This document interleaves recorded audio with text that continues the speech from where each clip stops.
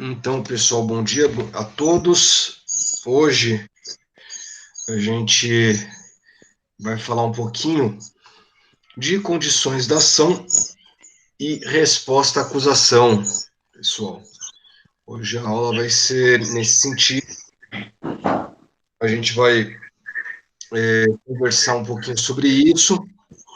Condições da ação é importante para a resposta à acusação, porque muitas vezes as teses sobre a resposta à acusação estão aí, fazem parte das condições de ação, certo?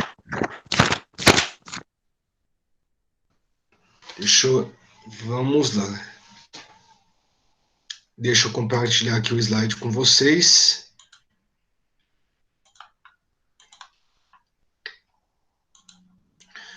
Todos estão vendo? Agora vocês vão ter que me falar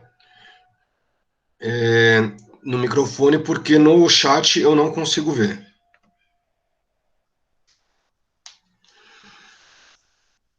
Pessoal, então vamos lá. Vamos falar um pouquinho sobre o direito de ação no processo penal, né? O direito de ação que é previsto no artigo 5º, inciso 35 da Constituição Federal, que no civil ele fala muito mais do ingresso em juízo, né?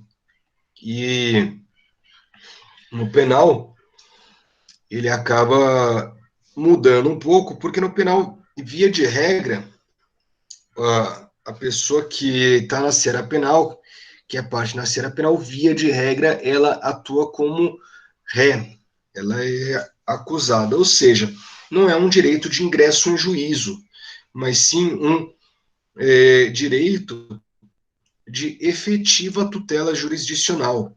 É um direito de que realmente o caso dela será analisado pelo juiz, que o mérito será analisado e vai ser julgado por um órgão imparcial, e que todas as teses serão analisadas. E a gente agora vai falar um pouco sobre condições da ação, né? Condição da ação que é parecido com o cível, mas não é igual ao cível. Então, quando a gente fala lá de condições de ação no juízo cível, a primeira coisa que a gente fala é da possibilidade jurídica do pedido, correto? No cível, vocês lembram, a possibilidade jurídica do pedido, ela abarca que o pedido seja lícito e seja possível. No penal, é um pouco diferente. No penal, para haver possibilidade jurídica do pedido, a conduta que é analisada, ela deve ser ilícita, ela deve, mais que isso, ela deve ser um crime. Vocês lembram na última aula que eu falei sobre crime longamente, né? O que é crime? Vocês podem me dizer o que é crime? É aquela conduta culpável, típica e ilícita. Exatamente. É, então, a possibilidade jurídica primeira coisa, deve ser uma conduta típica, ilícita e culpável, para que haja possibilidade jurídica do pedido. A primeira coisa é um fato definido como crime. A pessoa não pode estar abarcada entre as causas de exclusão de licitude, de culpabilidade, ou se não, não deve haver segurança de que aquela conduta também é descrita em lei como crime, que é proibido em lei.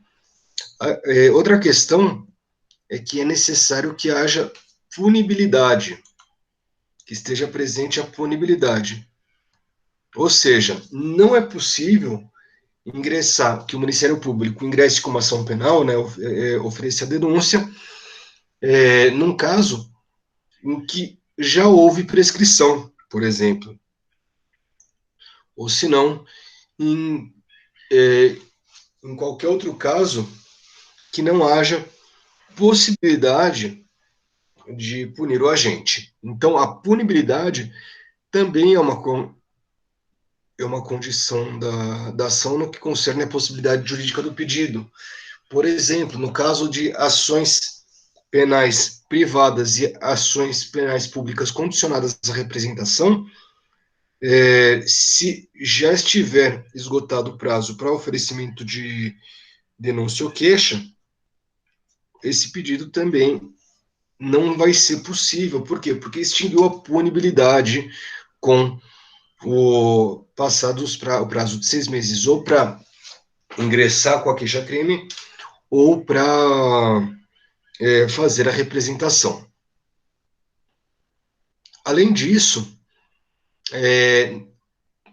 nós temos como condição de agir o interesse, de condição de ação, o interesse de agir, que é a necessidade de provimento jurisdicional. Lembrando que o interesse de agir, no caso, o Ministério Público, no cível, é a pessoa que tem um interesse naquela ação. Já no penal, a gente fala que o interesse de agir reside na pena, que a pena é nula se não houver juízo, certo? Que existe uma necessidade de provimento jurisdicional no interesse de agir, aliás, uma obrigatoriedade do Ministério Público ingressar com uma ação penal, ou seja, oferecer uma denúncia, caso ele veja que há um fato definido como crime. Nos últimos tempos, a gente está trabalhando muito com justiça penal negocial. Né? O que é isso, justiça penal negocial? Alguém sabe me dizer?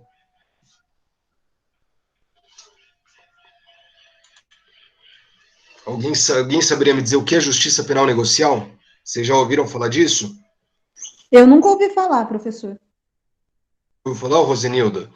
Então, justiça penal negocial é quando existe a possibilidade da negociação entre as partes, que o Ministério Público ele possa abrir mão do seu interesse de agir, abrir mão do oferecimento da denúncia, ou até abrir mão da tutela, e a parte abrir mão da tutela jurisdicional por meio de um acordo. Então, por exemplo, o acordo de não persecução penal é justiça penal negocial, porque as partes, elas conversam entre si e elas definem uma punição, né, definem um acordo antes do oferecimento da denúncia. A mesma coisa pode acontecer, por exemplo, na transação penal, que é outro caso de justiça penal negocial. Aliás, é o primeiro caso de justiça penal negocial que temos no Brasil. Outra questão que trata da justiça penal negocial é a delação premiada. A delação premiada, que é uma negociação entre o Ministério Público e o réu, para reduzir o tempo de punição daquela pessoa. Em troca, ele indica outras pessoas, ele indica outras pessoas que teriam cometido o crime junto com ele, certo? Então, justiça penal negocial é quando existe a mitigação, ou seja, as partes, elas abrem mão, cada uma de um direito, e em troca, existe como eu posso dizer, uma rapidez maior na ação penal e benefícios para ambas as partes. Certo? Mas, via de regra, como vocês sabem, a ação penal, ela é obrigatória. Então, via de regra, o Ministério Público ele tem a necessidade de oferecer denúncia e manter essa ação penal até o final, assim como a parte também deve se defender, ela deve apresentar defesa e deve garantir uma defesa técnica. Outra condição da ação é a legitimidade das partes, né? E daí é bem parecido com a questão do juízo civil.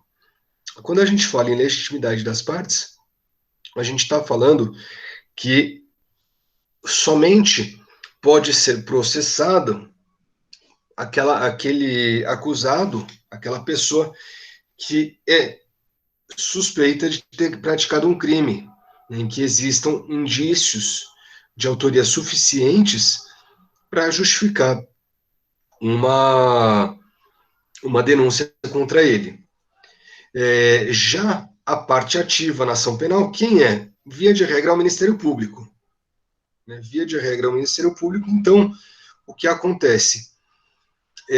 Quando a gente fala de ação penal privada, de ação penal pública, quem é a parte legítima para oferecimento dessa denúncia, para ingresso com essa ação, é o Ministério Público. Já na ação penal privada, é a vítima, ou se, a não ser, e também, né, quando a gente tem ação penal privada subsidiária da pública. Vocês lembram o que é ação penal privada subsidiária da pública? Alguém lembra?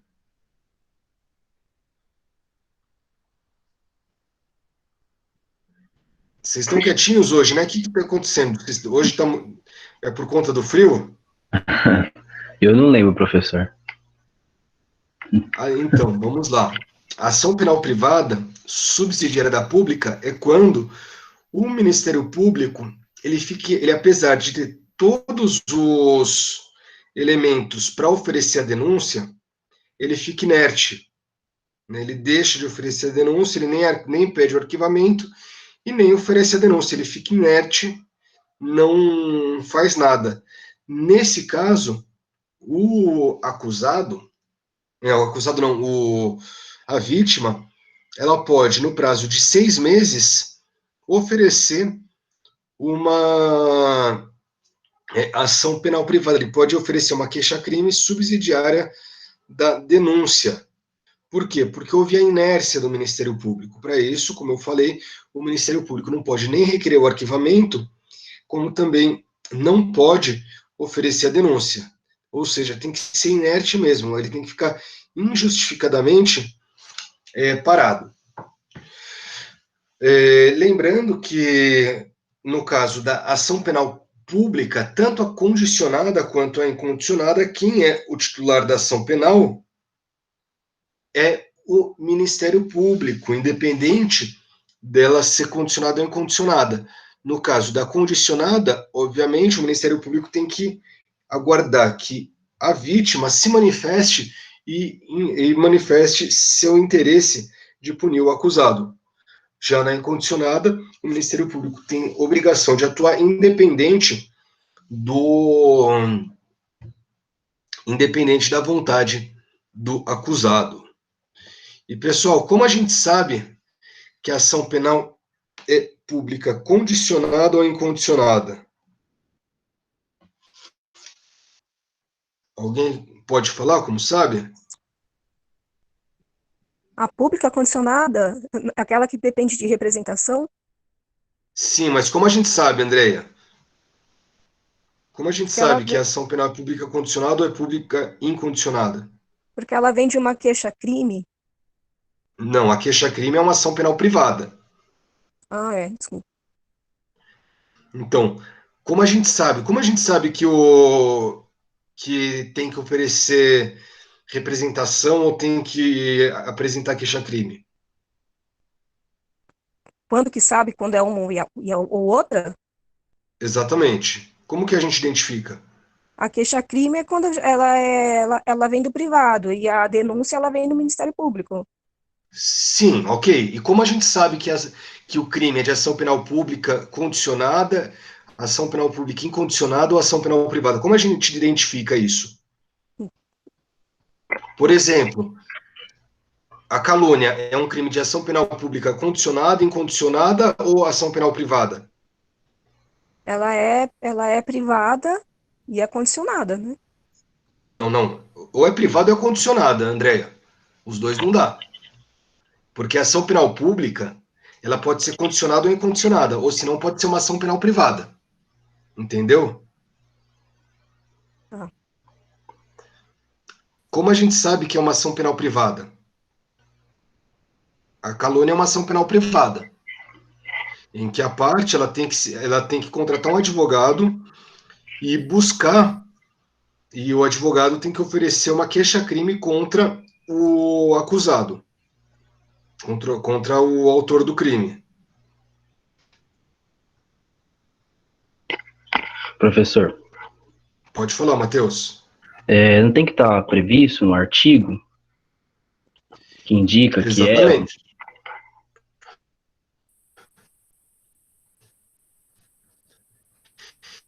E quais que estão previstas? As salas está prevista.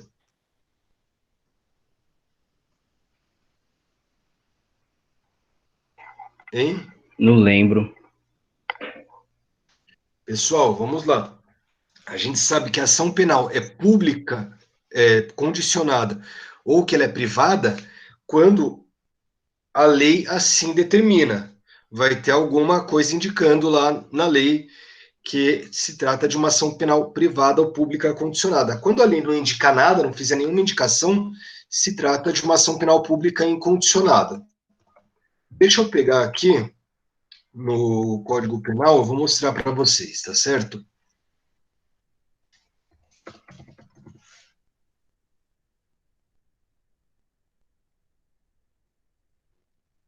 Deixa eu pegar aqui, ó.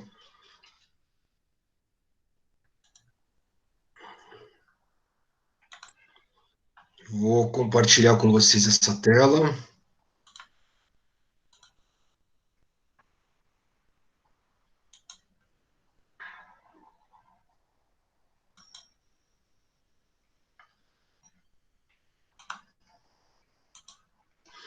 Vocês estão vendo aqui o Código Penal? Alguém me responde aí no chat. No chat não, pelo Sim, microfone. Aqui, ó. Ok. Ameaça. Vou colocar aqui, ó. Ameaçar alguém por palavra, escrito ou gesto, ou qualquer outro meio simbólico de causar-lhe mal injusto e grave. Detenção de 1 a 6 meses ou multa. Daí olha aqui no parágrafo único. Somente se procede mediante representação. Certo? O que isso significa? Que o ofendido ele tem que representar para ver a pessoa processada. Entenderam? Então, só aqui aparece, ó, somente se procede mediante representação. Vamos agora aqui nos crimes contra a honra. Ó, aqui crimes contra a honra. Calúnia, difamação, injúria. E aqui, cadê? No artigo 145 está escrito aqui, nos crimes previstos nesse capítulo, ou seja, no capítulo referente aos crimes contra a honra, somente se procede mediante queixa. Queixa é ação penal privada. Vocês viram que, no caso de ação penal pública condicionada, a lei diz que somente se procede mediante representação, e nos crimes de ação penal privada, a lei diz que somente se procede mediante queixa. Agora, vamos aqui em algum crime que seja de ação penal pública. Ação penal pública incondicionada. Vamos pegar aqui, ó, o furto. Subtrair para si ou para outra é coisa alheia Daí aqui tem a pena.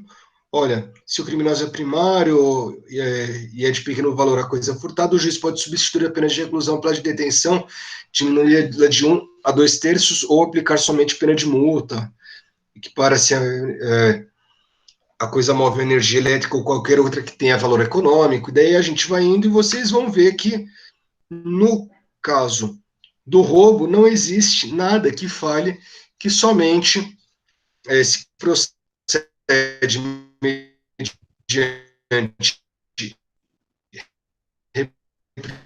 representação ou que é necessário queixa. Por quê?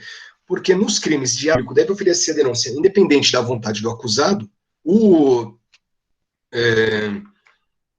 a lei ela não determina A lei ela não determina, não indica que deve ser ação penal pública condicionada. Por quê? Porque a exceção são os crimes de ação penal privada e de ação penal pública condicionada à representação, entenderam?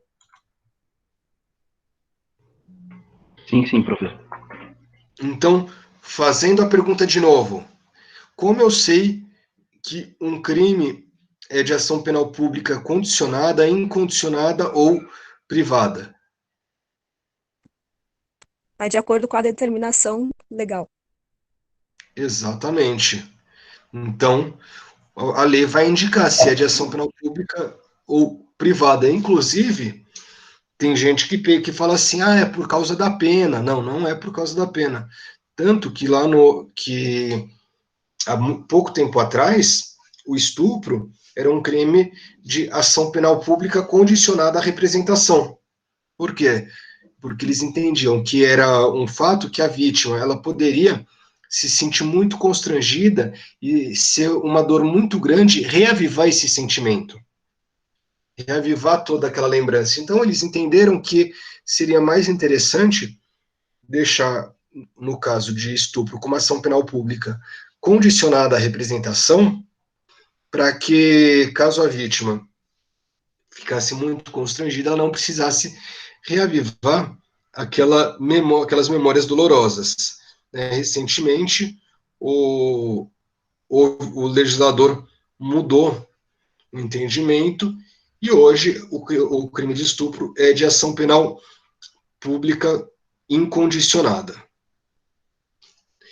Mas sigamos aqui. Deixa eu voltar aqui lá para o meu slide.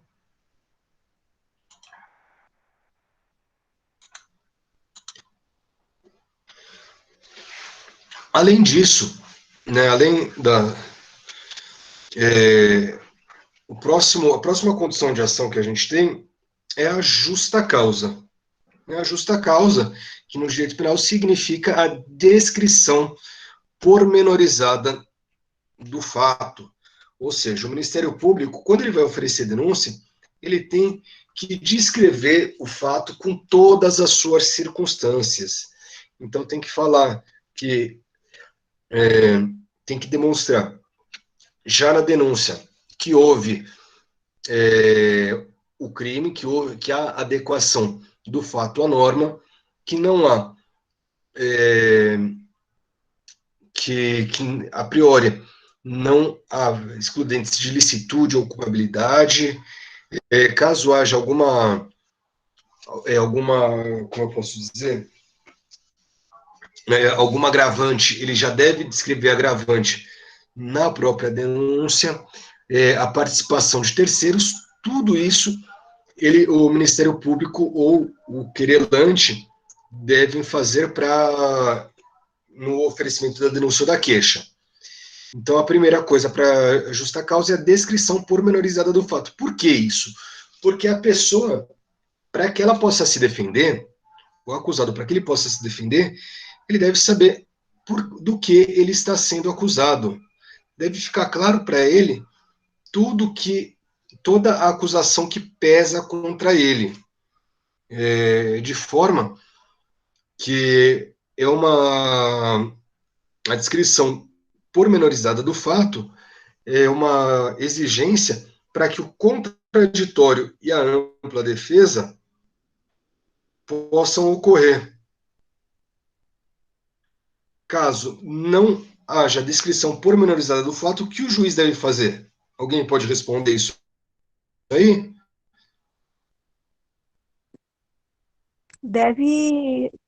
O que o juiz deve fazer se o Ministério Público... Pode falar. Deve anular, né? Arquivar ou anular. Anular, porque se não tem... Ele Porque deve... aí é uma afronta constitucional, né? Não tem como o acusado não tem como haver ampla defesa do contraditório. Então não pode dar continuidade, né? Exatamente, não pode dar continuidade. Daí, qual é a obrigação do juiz? É rejeitar a denúncia ou rejeitar a queixa. Então, caso o Ministério Público ou o querelante eles não apresentem a descrição pormenorizada do fato, o juiz ele deve rejeitar a denúncia ou rejeitar a queixa, e, obviamente, o Ministério Público, ele pode, caso ele assim entenda, ele pode oferecer uma nova denúncia, descrevendo aí, sim, o fato de forma pormenorizada. Né? O que não pode é receber uma denúncia sem a descrição completa dos fatos, porque, senão, isso afeta o direito à defesa, como a Andrea falou. Faz com Então, que ele a abre defesa... um precedente para correção, né, professor? Ou não? Então, o que acontece? O juiz ele deve rejeitar a denúncia, mas nada impede que depois o Ministério Público ofereça uma nova denúncia descrevendo os fatos de forma suficiente, de forma adequada. Ele não vai corrigir aquela lá, ele vai fazer uma nova denúncia. Entendeu?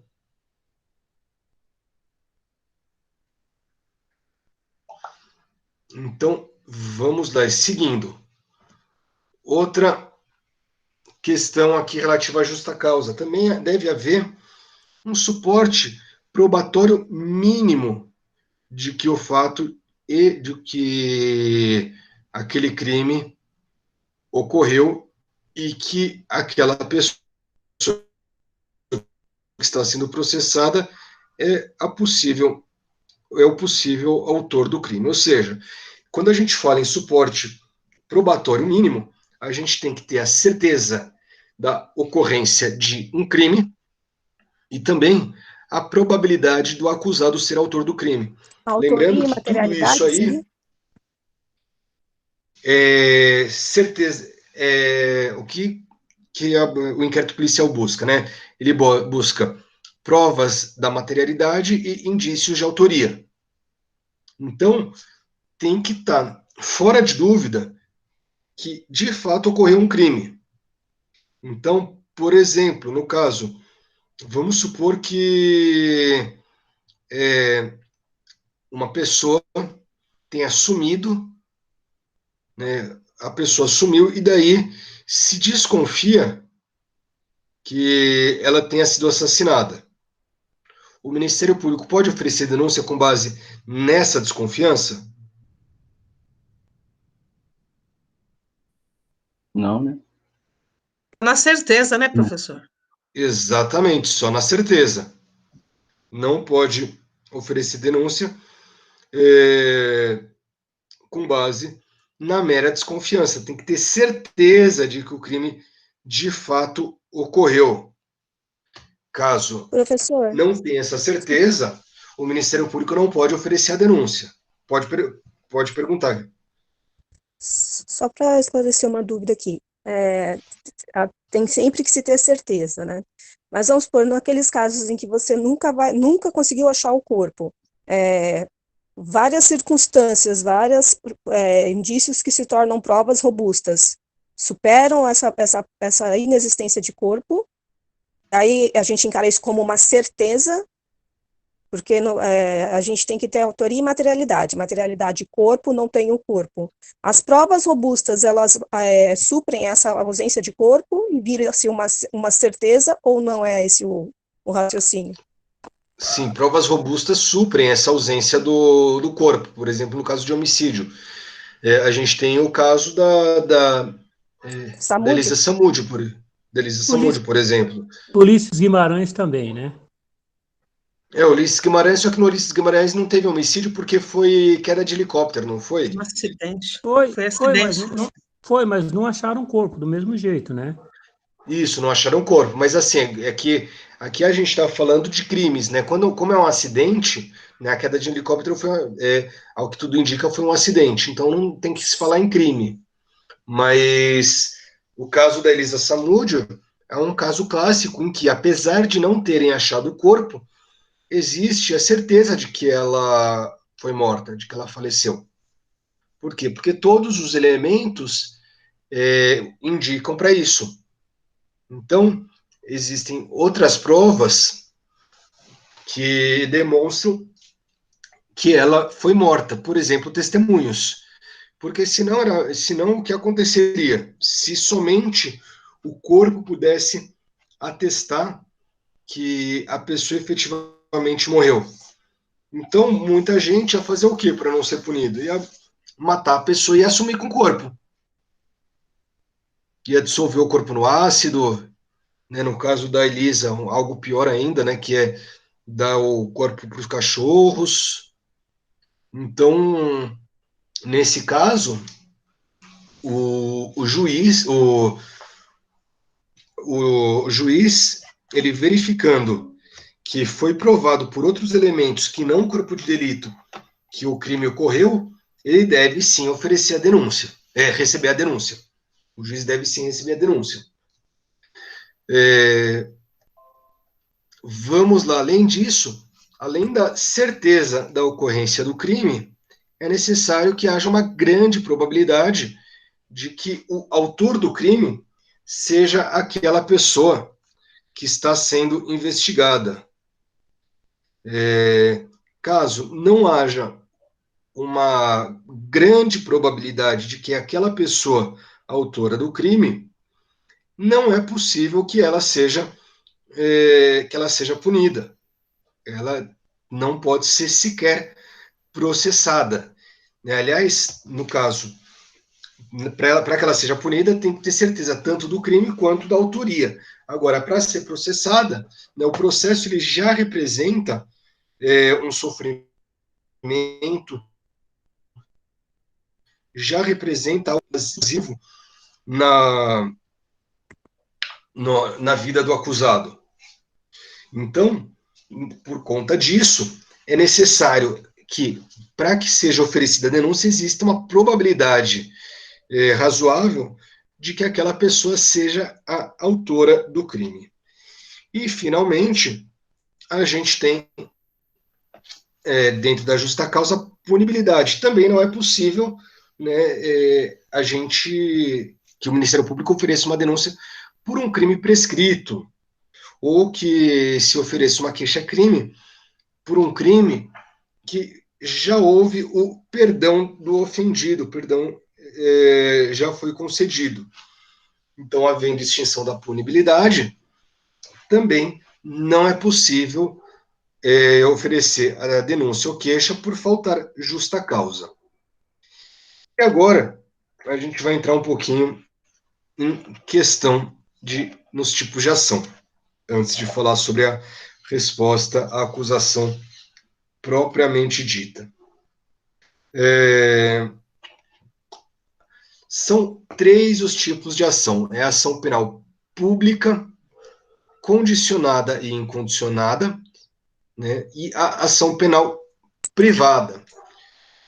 A ação penal pública, como eu falei, ela pode ser condicionada à representação. Em quanto tempo? Qual o tempo que a vítima tem para oferecer a representação? Alguém pode me dizer? 6 meses? Exatamente, 6 meses. Se ela não oferece a representação no prazo de 6 meses, o que acontece? Decai o direito de representação. Ela não pode mais representar. Entendeu? Então, não oferecendo a representação em 6 meses, ela perde esse direito. Já a ação penal pública incondicionada, que, como a gente já falou, é a regra no processo penal, né, a ação penal pública incondicionada não precisa que a vítima ela ofereça representação ou queixa. Por quê? Porque o Estado tem o interesse de punir aquela pessoa, porque o crime ele não é um atentado apenas contra a vítima, ele é um atentado contra toda a sociedade. E o Estado ele tem obrigação de coibir esses ataques, de forma que, na maior parte dos crimes, né, como são condutas gravíssimas, o Estado ele tem o dever de exercer o jus puniendi, né, então tem o dever de intervenção, por isso via de regra, as ações penais são públicas e incondicionadas. E, finalmente, nós temos a ação penal privada, que é uma ação penal que são crimes em que o ofendido, né, a vítima, ela deve não apenas manifestar seu interesse na punição do acusado, do autor, como também deve contratar um advogado para ingressar com essa queixa-crime. É interessante nesse ponto, pessoal, aliás, é bem interessante nesse ponto, que se assemelha muito do direito civil, porque tem que ter um interesse da vítima. São crimes mais leves, em que a ofensa ela não se volta contra toda a coletividade, mas apenas contra aquela pessoa. E por isso que o Ministério Público não tem o dever de punir, entenderam? Até por isso que nos crimes contra a honra praticados contra o presidente da República, é possível a ação penal, acaba sendo pública e não privada, entenderam? Por conta justamente da gravidade do delito em si. Seguindo, dentro da ação penal privada, a gente tem a ação penal privada subsidiária da pública. Por quê? Porque é quando o Ministério Público ele ficou inerte, que eu falei lá atrás. Se o Ministério Público fica inerte por 15 dias, sem que ofereça denúncia e sem pedir o arquivamento nem diligências, a vítima ela pode contratar um advogado e ela oferecer uma queixa-crime subsidiária da denúncia. E qual é o prazo para isso? 6 meses contados a partir do 16º dia. Além da ação penal privada comum e da ação penal privada subsidiária da pública, nós temos a personalíssima, porque nas ações penais privadas, tanto a vítima quanto parentes da vítima, caso a vítima seja incapaz ou tenha falecido, podem oferecer a queixa-crimes. Porém, existe um caso específico em que só a pessoa do ofendido, só a vítima, pode oferecer a queixa-crime. Se ela tiver falecido, os parentes não podem, né, os familiares não podem oferecer essa queixa-crime. Qual é? É o induzimento a erro essencial e ocultação de impedimento para o casamento, previsto no artigo 236 do Código Penal, em que somente o ofendido pode apresentar a queixa-crime. Os demais não podem. Quem é o titular da ação penal pública incondicionada, né? Aliás, quais são as características da ação penal pública incondicionada? A primeira característica é que se trata da regra das ações penais no processo penal, que o titular é o Ministério Público, então somente o Ministério Público pode oferecer essa denúncia, salvo em caso de inércia, como eu falei, e se rege pelos seguintes princípios: pelo princípio da oficialidade, obrigatoriedade e indisponibilidade. Vamos lá, de um por um. Oficialidade, o que significa isso? É que somente um órgão oficial e designado por lei pode oferecer a denúncia. Então, o Ministério Público Federal ele não pode oferecer a denúncia num crime de competência estadual. Por quê? Porque o Ministério Público Federal não é o órgão adequado estipulado por lei. A lei ela diz quais são as competências do Ministério Público Federal e do Ministério Público Estadual. Assim como, por exemplo, o Ministério Público Estadual não pode oferecer uma denúncia num caso de competência federal, por exemplo, um crime de tráfico internacional de drogas. Imagina só que a pessoa está tentando entrar no Brasil, vindo da Colômbia, com pasta base de cocaína. Daí ele chega aqui no aeroporto de Guarulhos, é preso, e o promotor do Fórum de Guarulhos, né, do Fórum da Justiça Estadual de Guarulhos, promotor estadual de Guarulhos, ele resolve oferecer a denúncia. Ele pode fazer isso? Não pode. A Edneia até fez não com a cabeça. Né? Não pode. Por quê? Porque a lei não dá essa competência para ele. A lei diz que somente pode oferecer denúncia por crimes de tráfico de drogas internacionais o Ministério Público Federal. Certo? O Ministério Público Estadual não pode fazer isso. Assim como um caso de homicídio, por exemplo, que não envolve funcionários públicos no exercício funcionários públicos da União no exercício da função, são julgados pela Justiça Estadual. Então, vamos supor que a esposa do promotor federal seja assassinada.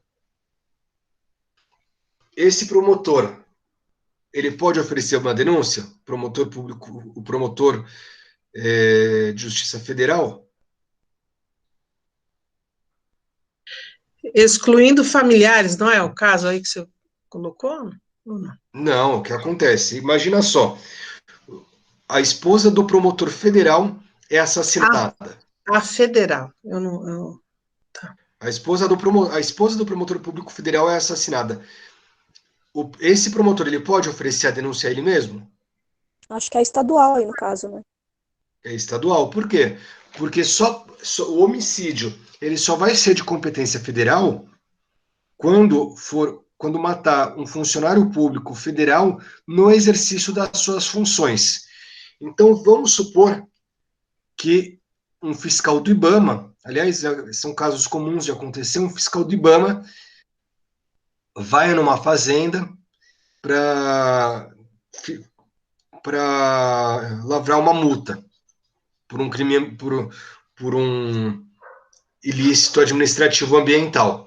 E daí o dono dessa fazenda, aquele fazendeiro, ele mata o fiscal do IBAMA. Nesse caso, de quem é a competência? É estadual ou federal? Federal. Por quê? Porque matou gente no exercício da função. Só um momentinho, pessoal.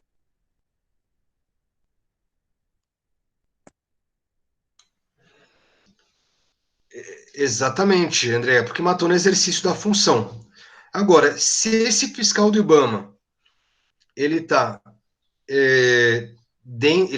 tomando cerveja e assistindo o jogo de futebol, Vai para estadual. aí é estadual. Por quê? Porque ele não estava no exercício dos atos de função dele. Estava tendo a vida dele normal lá, pessoal, no momento. Exatamente. E se ele está tomando cerveja, assistindo o jogo, e vem o cara que ele multou ontem por trás e mata ele? Daí, nesse caso, você concorda, Luciano, que se trata do exercício da função, que matou em decorrência do exercício da função? Concordo. Então, quem Aí que é o federal. órgão oficial para oferecer denúncia? Federal. Exatamente, o Ministério Público Federal. É ótimo exemplo, inclusive, Luciano, porque muitas vezes a pessoa não está no exercício da função e acaba sendo vítima de um crime em decorrência da função. Então, nesses casos, se ele é vítima em decorrência da função, trata-se de um crime de crime federal. Certo? Então, a oficialidade já está claro para vocês, né, que inclusive somente os órgãos determinados em lei podem oferecer essa denúncia. Além disso, existe o princípio da obrigatoriedade, que estabelece que o Ministério Público ele tem obrigação de oferecer a denúncia quando se depara com um crime, né, quando haja provas da materialidade e indícios suficientes de autoria, ele tem obrigação de oferecer a denúncia. Ele não pode deixar de oferecer a denúncia e não há nenhum motivo que o autorize, né? Salvo se a lei assim determinar, por exemplo, acordo de não persecução penal ou transação penal, ou em casos de delação premiada, em que é possível que o Ministério Público deixe de denunciar em decorrência da delação premiada. Vocês lembram, lá atrás, cerca de mais ou menos um ano e meio atrás, que os vazamentos do The Intercept falaram que o Ministério Público havia selecionado aqueles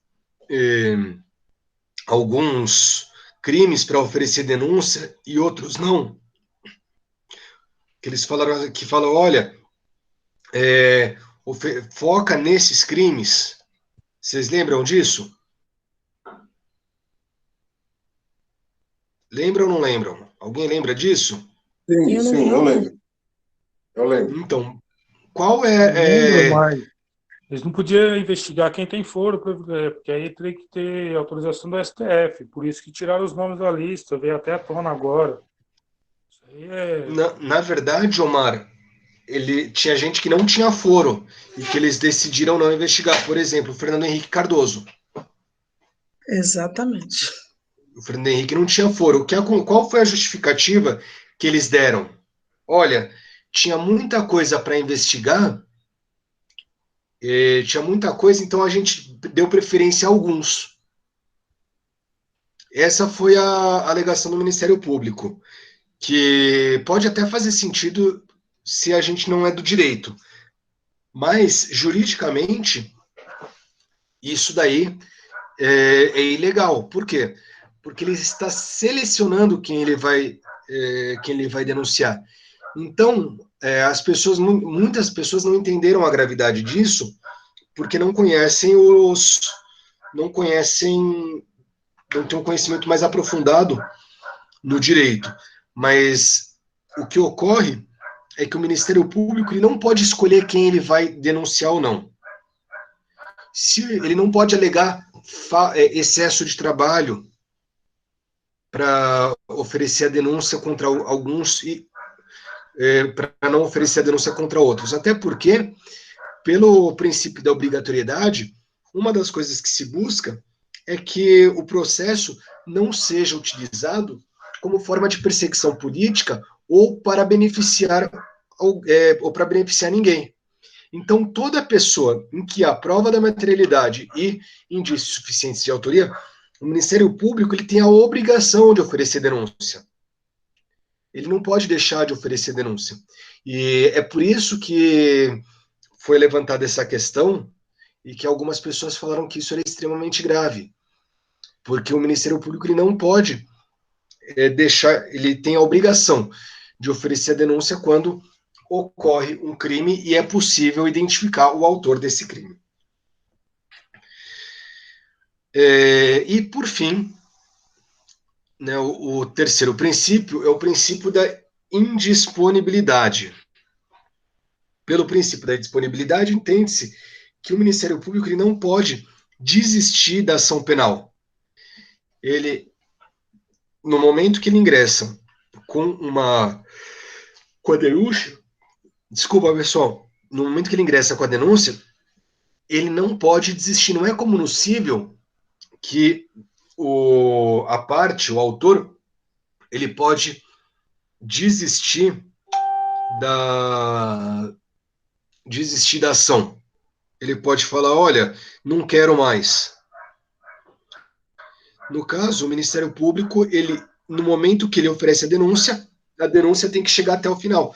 Ele pode, inclusive, pedir a absolvição do acusado lá na frente. Se ele chegar com a conclusão que não é aquela pessoa que cometeu o crime, não há problema nenhum dele pedir a absolvição daquele acusado.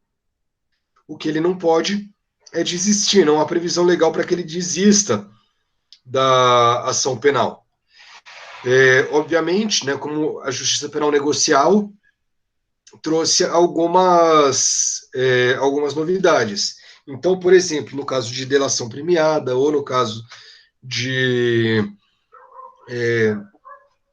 acordo de não persecução penal, ele pode desistir dessa ação, né, desde que o acusado assuma a culpa. São questões de mitigação desses princípios. Ok? Professor, Pode falar. a transição penal, ela vai de encontro, vamos supor, aquela mudança de restritiva de direitos no lugar da restritiva de liberdade. Vai nesse Não, a transação penal ela é antes, tá certo, Andréia? A transação penal ela ocorre antes do oferecimento da denúncia.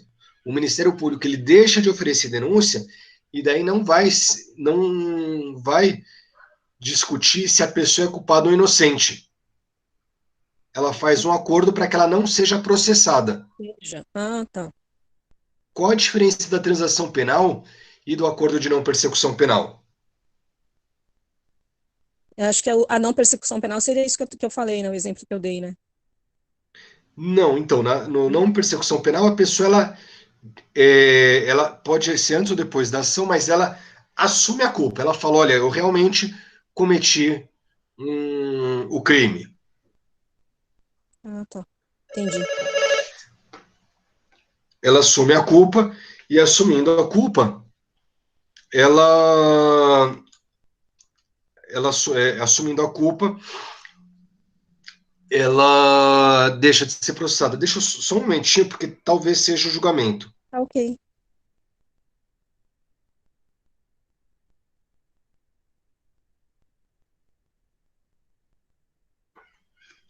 Deve ser.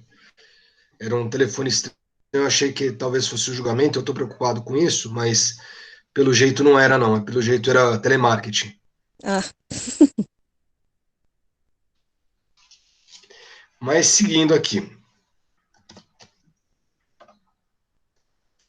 Ação penal pública condicionada, ou seja, aquela que necessita da representação do ofendido para iniciar a persecução penal.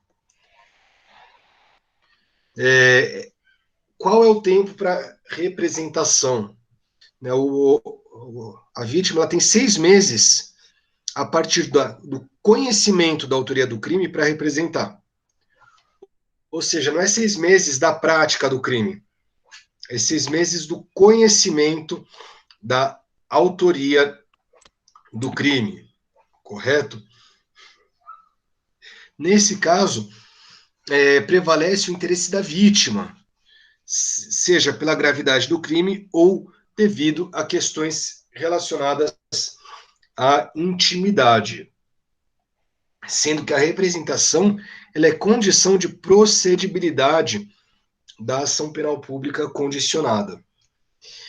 E é possível a retratação, é possível que a vítima que opte, né, depois de fazer a representação, ela se arrependa dessa representação e retire essa representação, é possível? O que vocês acham? Sim ou não? É possível que a vítima depois se arrependa e retire essa representação? Acredito que sim. Condicionada, não. se for de menor potencial ofensivo, tem essa possibilidade? Acredito que sim. Acho que é possível, né? Então, não tem, não é essa a questão não é se é de menor potencial ofensivo ou não. A questão é o momento em que a representação, que pode haver a retratação da representação. A retratação tem que ser feita antes do oferecimento da denúncia. Então, antes do oferecimento da denúncia, é possível que haja a retratação por parte do ofendido. Depois do oferecimento da denúncia, não é mais possível essa retratação. Aliás, é importante vocês ficar claro que o momento adequado é o oferecimento da denúncia. Por quê? Porque muitas vezes em concursos ou mesmo na OAB, vem a pegadinha se no oferecimento da denúncia, se é antes do oferecimento ou do recebimento da denúncia. É do oferecimento, por quê? Porque depois que o Ministério Público já ofereceu a denúncia, ele é o titular da ação. Daí a vítima, a vontade da vítima, passa a não existir mais. Entenderam? A vontade da vítima passa a ser juridicamente irrelevante para o andamento da ação penal. Alguma pergunta? Podemos seguir? Se for crime contra a mulher, casa com ela e fica livre dele. Então, Omar, isso era pela lei antiga, já faz bastante tempo que isso mudou. Mas o que acontece? Nos crimes contra a liberdade, os crimes contra a liberdade sexual, há algum tempo atrás, eles não eram crimes contra a liberdade sexual, mas crimes contra o costume. Então, quando se houvesse um estupro e o autor do crime se casasse com a vítima, existia a extinção da punibilidade. Entenderam? Como mudou, como a lei mudou e passou a entender que não é crime contra os costumes, mas crime contra a liberdade sexual, isso passa a ser inviável. Porque casar com a vítima do estupro não é mais uma condição de extinção da punibilidade. Inclusive, uma das consequências disso é que antes, algum tempo atrás, não existia o crime de estupro dentro do casamento. O homem que obrigasse a esposa a ter relações sexuais com ele não podia ser punido por estupro. Com a mudança da lei, isso mudou. E passa-se a entender que a mulher, ela pode ser estuprada mesmo na constância do casamento, o que é um grande avanço, porque antes a mulher ela tinha obrigações sexuais com o marido, ou seja, a vontade dela era irrelevante. Olha que coisa, né, que coisa estranha, que coisa absurda para os dias de hoje. Era chamada obrigação conjugal, hein? Seria isso? Exatamente, era uma obrigação conjugal. Hoje, a mulher casada, ela pode ser vítima do estupro, mesmo que esse estupro tenha sido cometido pelo marido. O que é um grande avanço. E outra questão é que não existe mais a extinção da punibilidade nos casos de violência sexual, dos crimes sexuais, mesmo que o autor se case com a vítima. Mas, Omar, é bem interessante isso, e é uma observação histórica muito legal. E vamos para a ação penal privada, né, que se inicia por meio de uma queixa-crime. A ação penal privada, ela tem quanto tempo para ser proposta? Também 6 meses. 6 meses a partir do conhecimento da autoria daquele crime.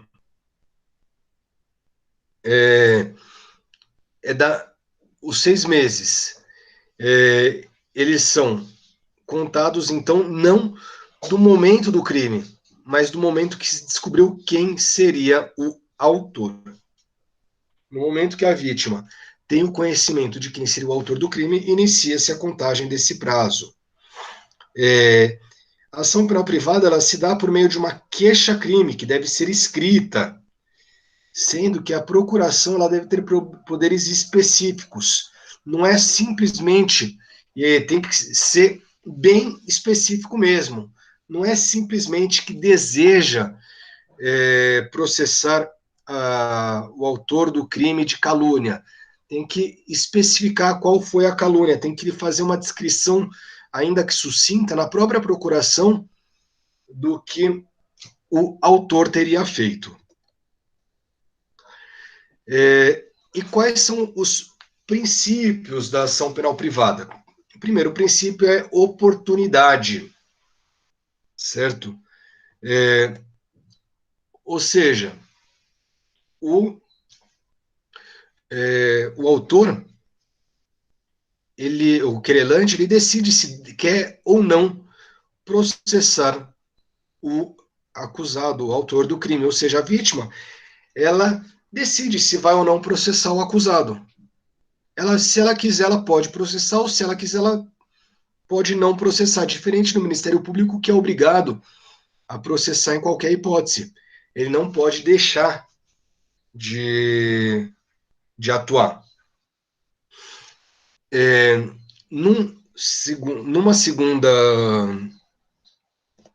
Um segundo princípio é disponibilidade. O que significa disponibilidade? Significa que o autor da queixa-crime, o querelante, ele pode a qualquer momento desistir da queixa-crime.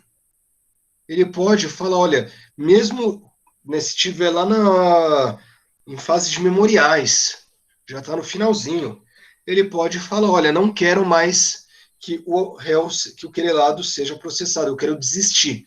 Ele pode desistir a qualquer momento. Não há problema nenhum. E o terceiro princípio muito importante é a disponibilidade.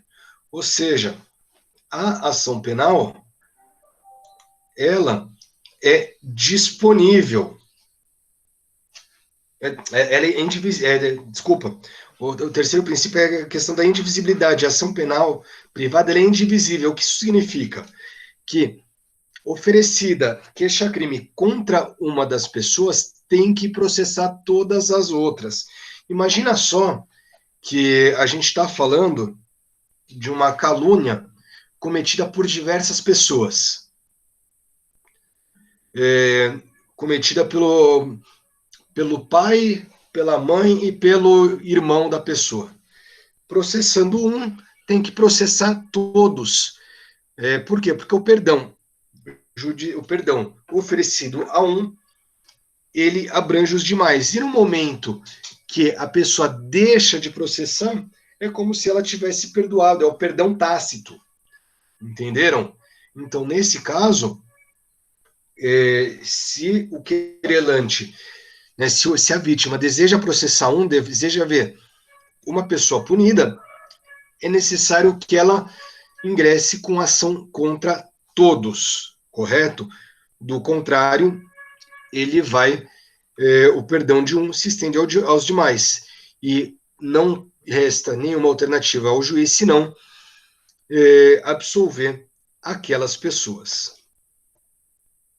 Pessoal, sobre ação penal, se vocês têm alguma pergunta, alguma coisa para me perguntar, alguma dúvida?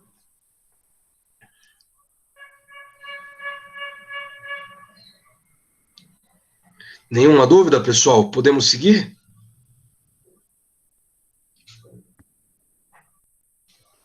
Se não tem nenhuma dúvida, vamos seguir aqui e vamos falar aqui da resposta à acusação.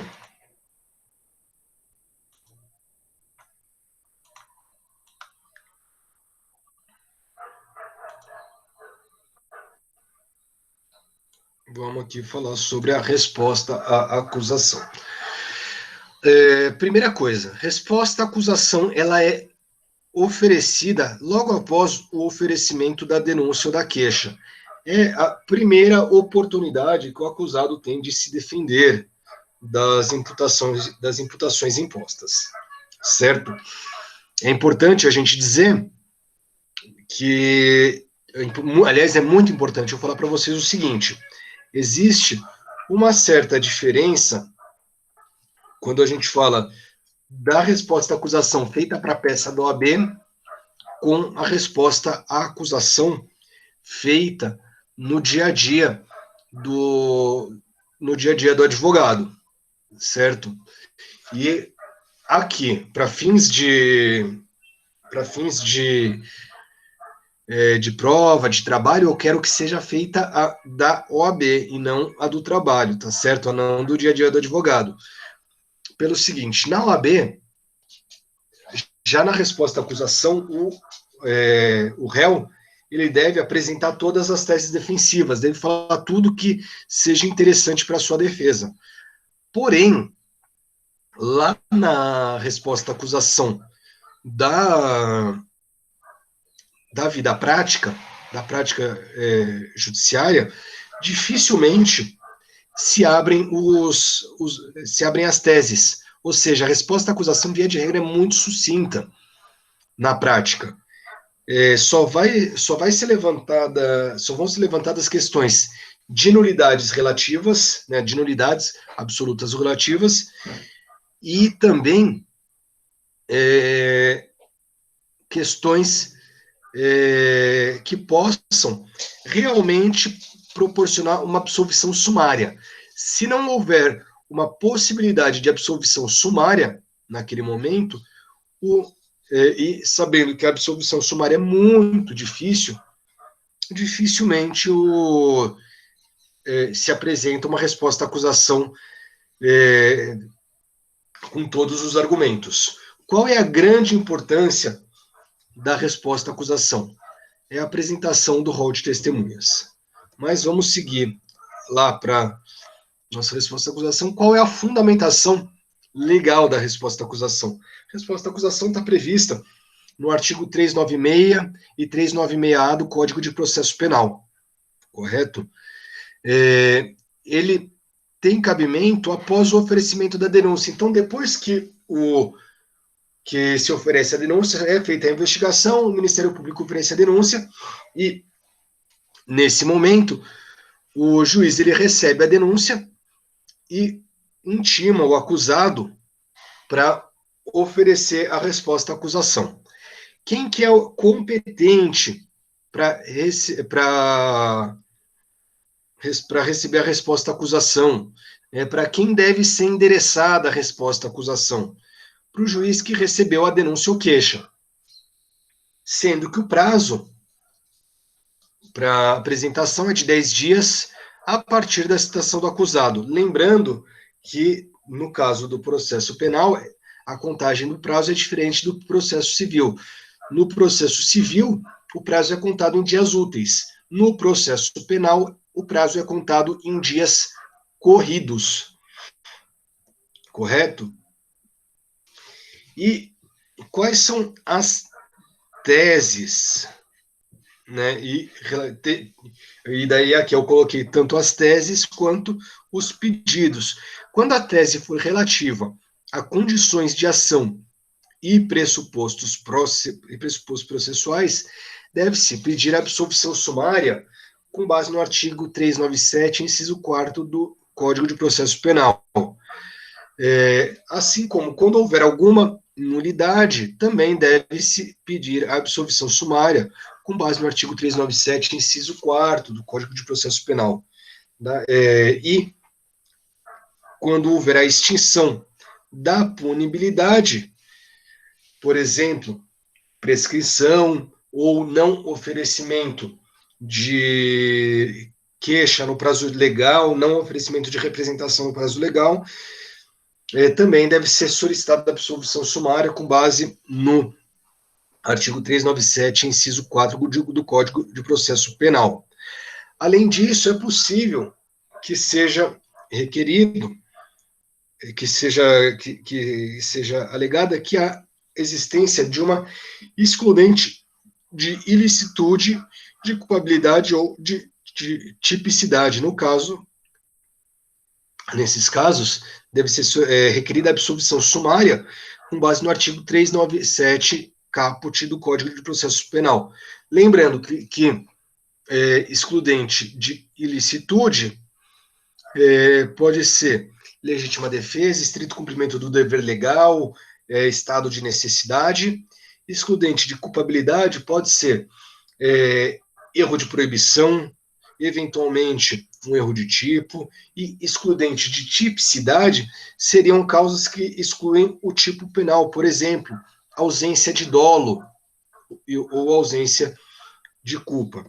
E como tese subsidiária, vocês podem pedir a desclassificação daquele delito. Imaginem só que a denúncia seja oferecida por homicídio. Entenderam?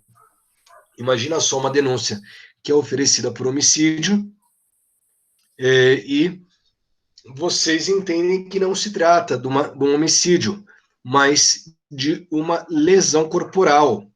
Aliás, de um homicídio não, de uma tentativa de homicídio, né? Uma tentativa de homicídio, vocês entendem que não é uma tentativa de homicídio, é uma lesão corporal. Vocês podem pedir a desclassificação como tese subsidiária. Então, o pedido é para que não seja processado pela prática de homicídio, mas sim por lesão corporal, que tem uma pena muito menor. Eventualmente, nos casos de desclassificação, é importante vocês colocarem para que o processo seja redistribuído, muitas vezes porque a competência pode mudar. Se trata, por exemplo, de um crime de menor potencial ofensivo, e daí vai ser competência do GCRIM, Juizado Especial Criminal.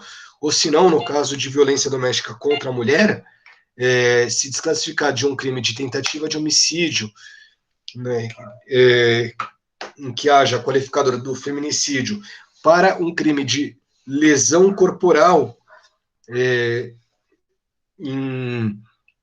no contexto de violência doméstica contra a mulher, é preciso que seja redistribuído para a vara de violência, para o juizado de violência doméstica contra, aliás, para o juizado de violência doméstica, correto?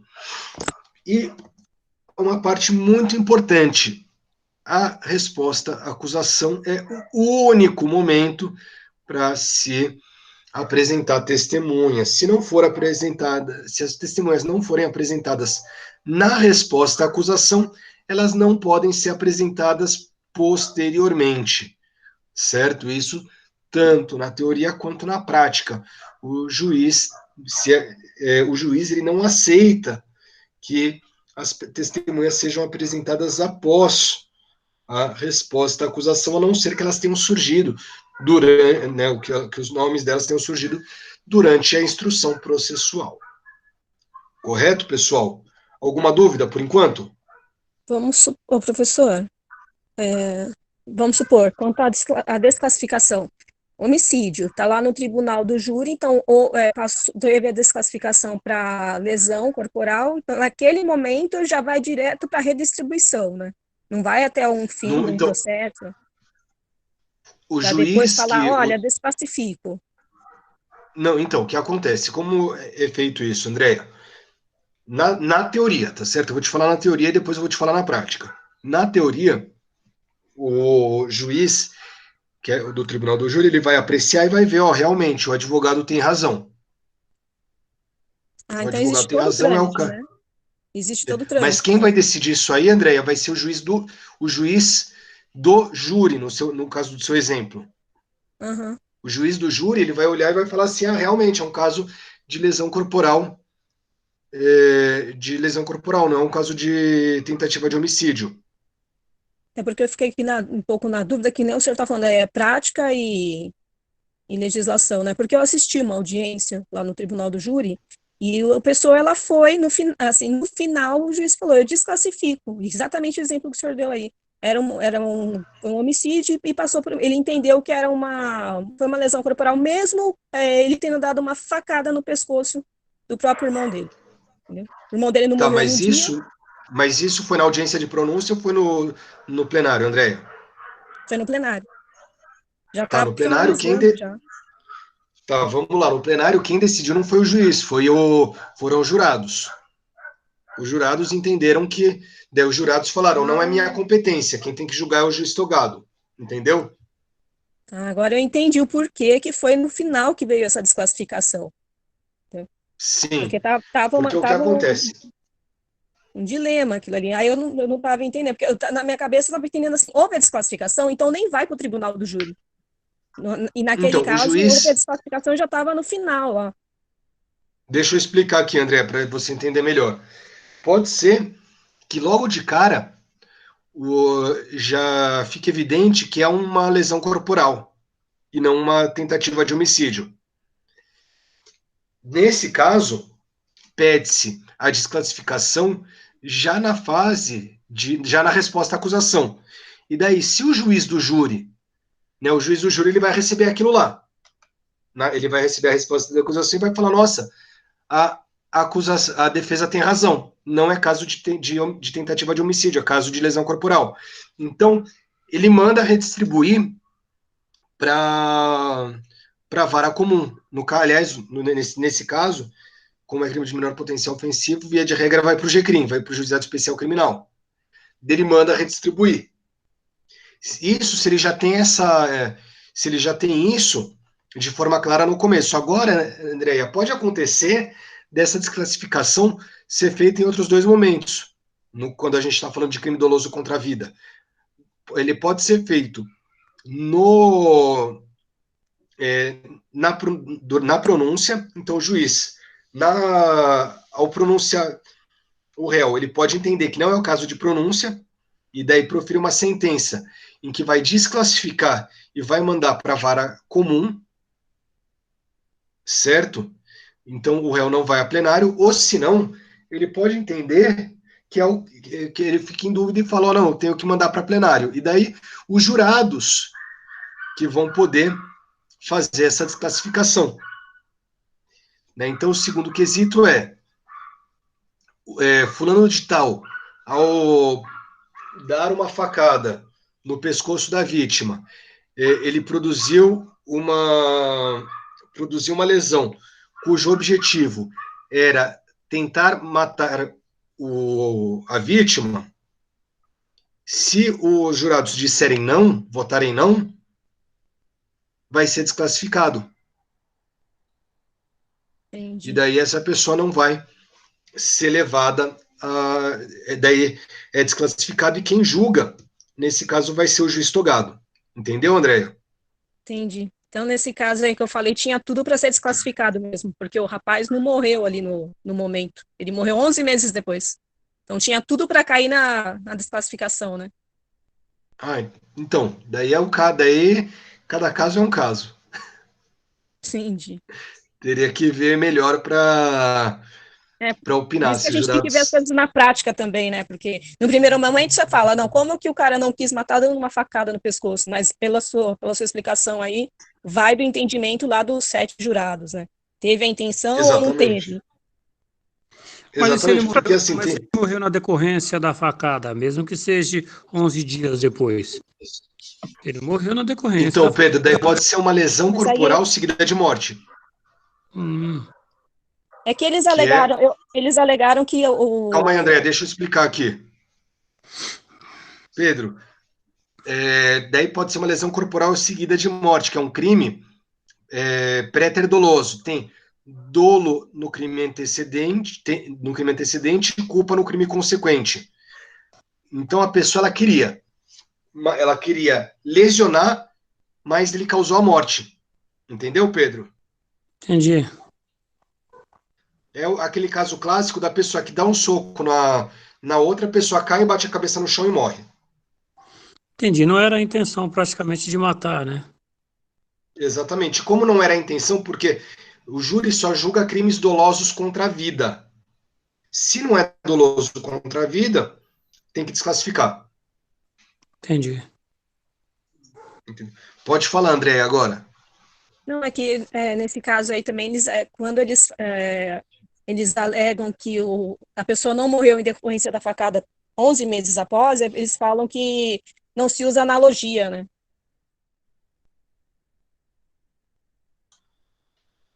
Certo. Vamos lá. Podemos seguir aqui? Eu queria atrapalhar um pouquinho a aula. Será que eu poderia? Não atrapalha, pode falar.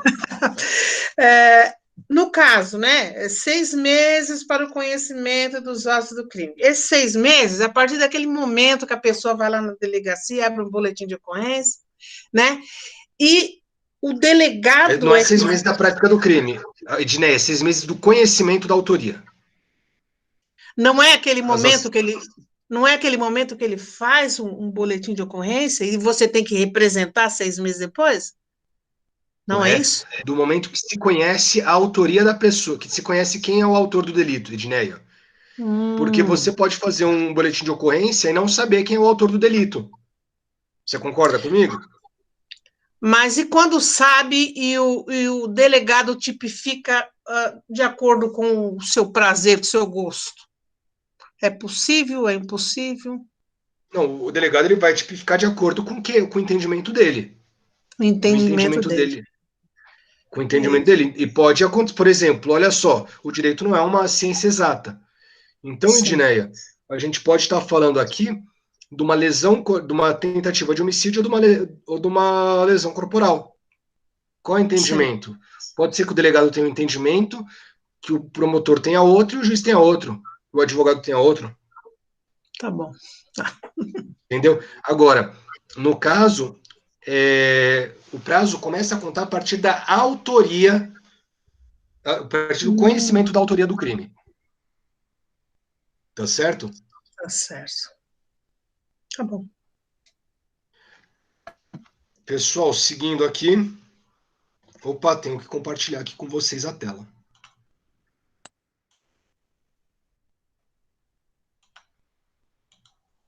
E qual é a estrutura da resposta à acusação?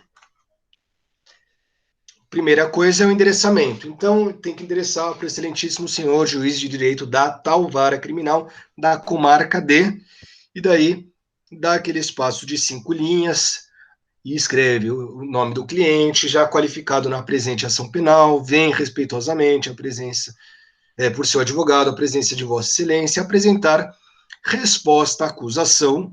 Daí é muito importante vocês colocarem com fulcro no artigo 396 e 396-A, ambos do Código de Processo Penal. É muito importante vocês colocarem todos os dispositivos legais que estão relacionados, porque isso acaba...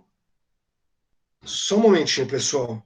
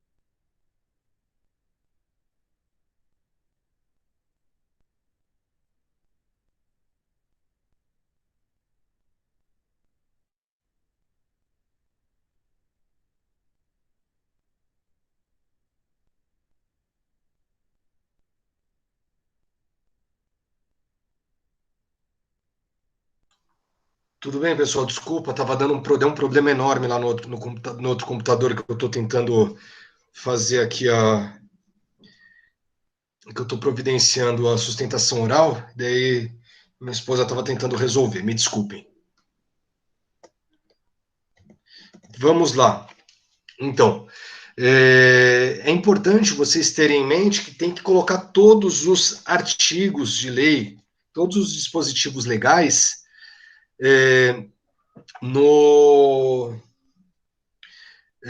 na peça.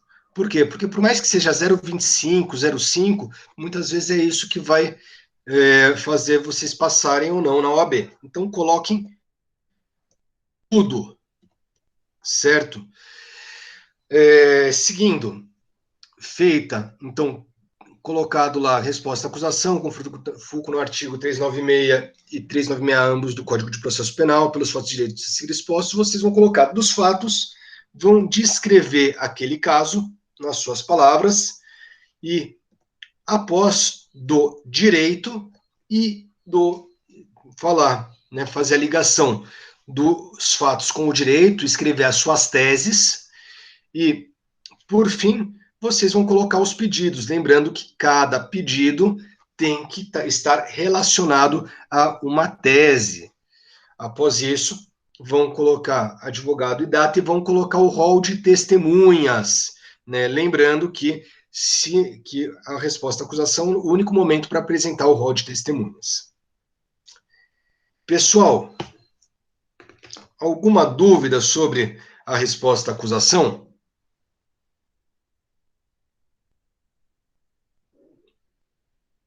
Pessoal? Não, professor. Nenhuma dúvida?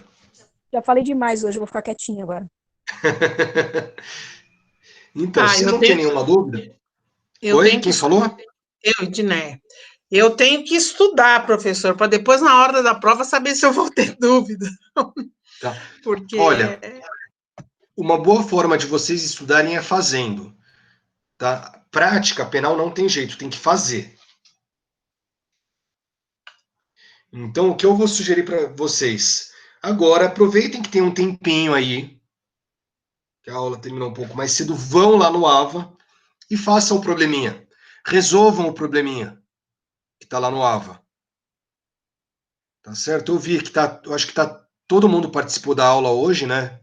Pelo que eu vi, pela quantidade de pessoas, estavam todos presentes. Mas vão lá, se vocês não quiserem fazer isso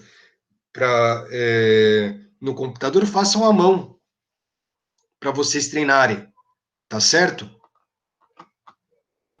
Eu faço a mão e depois passo a limpo. Aí termino de preencher o esqueleto. Ótimo. Aliás, o esqueleto é muito importante também, tá? Porque daí facilita a visualização de vocês. Pessoal, alguma pergunta? É a única forma de reter, né? Senão você assiste a aula e fica pouca coisa na mente. Se você não reforçar, esquece.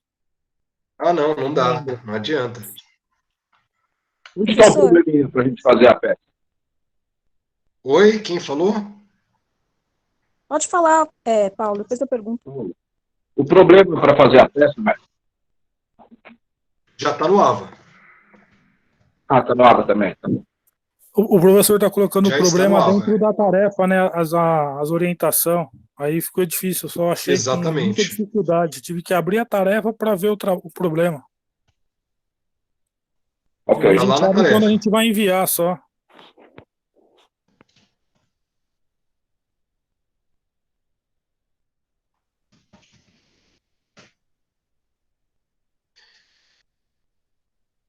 Vamos lá, então, feito isso, tá certo? Alguma dúvida? Mais alguma dúvida? A parte de testemunha a gente põe nos pedidos, ou depois, você vai colocar rol de testemunhas. Ah, tá, é outro item. Tá ok? Obrigada. Nada. Pode indicar na inicial também? Ou só no final? Pode indicar na inicial também.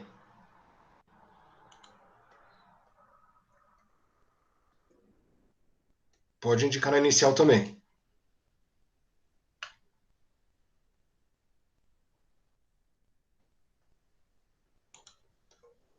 Dinéia, tira os livros da estante, Dinéia. A Dinéia tem os livros de prática lá na casa dela. Beleza, pessoal. Então, se não tem mais nenhuma dúvida, eu vou encerrar aqui. Pode ser? Deixa eu só te falar uma coisa, professor. Mais uma coisinha. Desde o primeiro semestre eu faço essa mesma pergunta que eu fiz para o senhor. Primeiro, segundo, terceiro, quarto. Sabe, porque é como se eu disse, não é uma ciência exata, né? Mas eu gostaria que fosse, né? Mas não tem jeito. Não é uma ciência exata.